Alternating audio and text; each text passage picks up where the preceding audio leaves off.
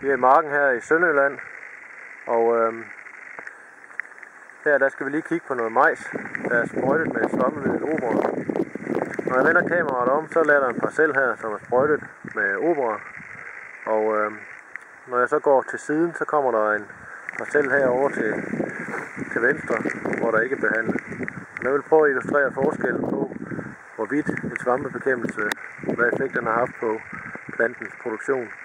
Og vi kan se, når jeg vender kameraet om, så kan vi tydeligt se, at majsen her, den er stadigvæk grøn og i produktion. Vi er godt nok sent på sæsonen, så den er ved at modne af.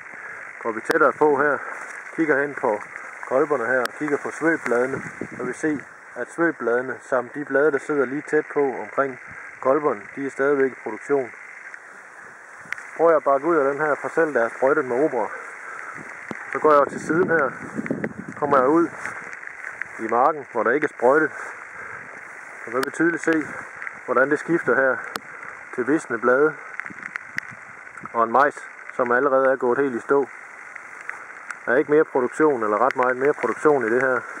Hvis vi kigger på kolberne, så kan vi også se, at svøbbladene de er helt visne ned, og bladene, der sidder lige omkring kolberne, de er også helt visne. Så der er ikke meget produktion tilbage i den her mark. Men hvis vi lige går tilbage og skal prøve at huske, hvordan det så ud herovre, hvor der var sprøjtet med Obra. Og vi ser, når det skifter her, så har vi en helt anden afgrøde at se til. Og der er stadigvæk produktion i den her et stykke tid endnu.